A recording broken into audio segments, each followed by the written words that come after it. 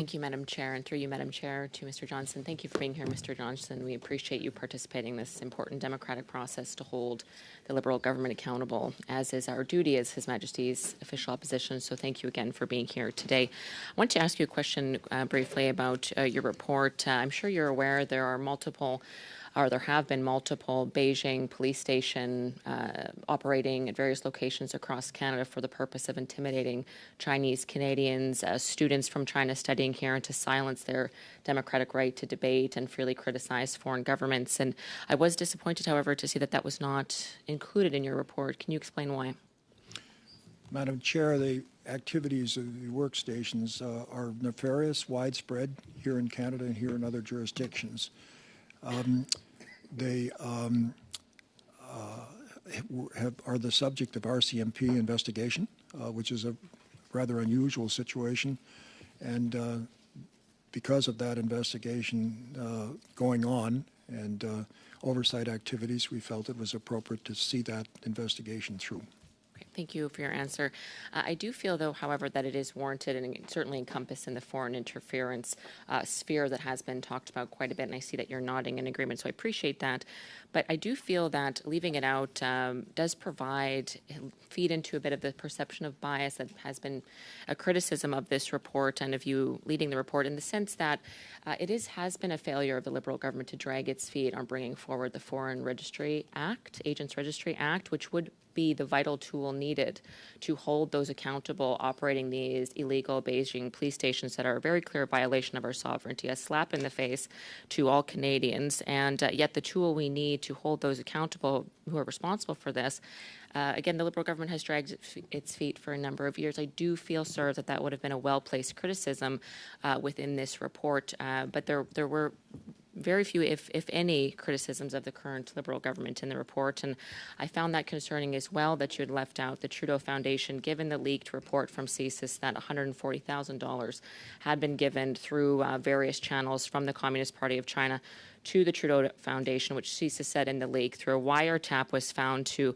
have been donated for the express purpose of influencing Justin Trudeau, who would ultimately become the Prime Minister. So again, not including that as well leads to perception of bias, sir, whether warranted or not. That certainly, I think, is a valid perception that many people beyond the Conservative Party have pointed out.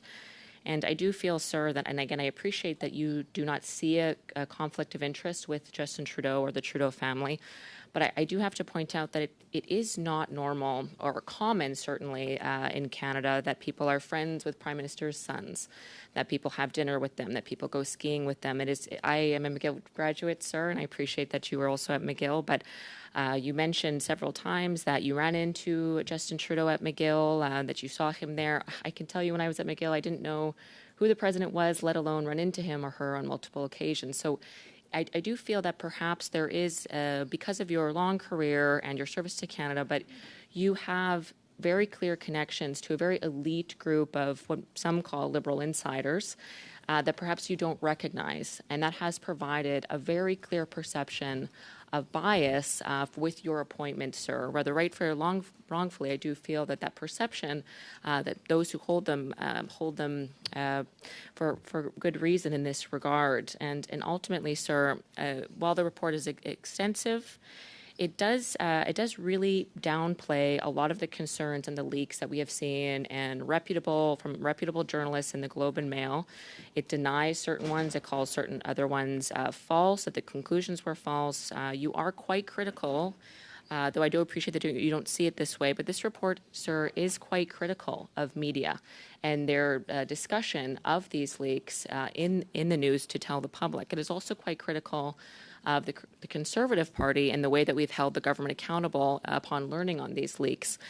And yet, again, it is not very critical at all of the Liberal Party, despite the fact that they have really not held anyone accountable for the police stations, for the intimidation of MP Chong, MP O'Toole, MP Kwan, MP Chu, for the targeting of the Conservative Party of Canada. In fact, the one diplomat expelled would not have been expelled if those leaks had not happened, and yet there is nothing critical about the lack of action to hold anyone accountable for these things in this report. So, sir, I respectfully to you and through the chair, I do feel that the perception of bias is warranted both in the report and given your history with the Trudeau family. And certainly I will just conclude, Madam Chair, that I urge you to respect the will of Parliament, Mr. Johnston, in 3 votes calling for a public inquiry, and that you respect the will of Parliament in honourably stepping down following that.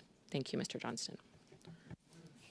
First of all, with respect to no criticism of the government, the report goes into quite considerable detail to say we have a system of dealing with foreign interference that is not working, and point out a number of the areas of defects.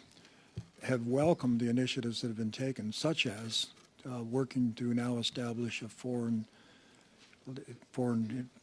agents registry, which would put that in the public realm. That's been a matter that has had to study because it's got pros and cons, but I think there's action on that. That's very encouraging. With respect to friendship and acquaintances and so on, you suggested that somehow my realm of friends is senior Liberal Party people. I've been fortunate in my life to be the president of 2 important universities in this country, involved in somewhere between 2 and 3 dozen inquiries, advisory boards, and so on. In the course of that kind of work, one is given the opportunity to meet with senior officials, be they Conservative or any other party, and that for me is simply part of my life. So as to suggest that I'm part of a Liberal clique is just wrong.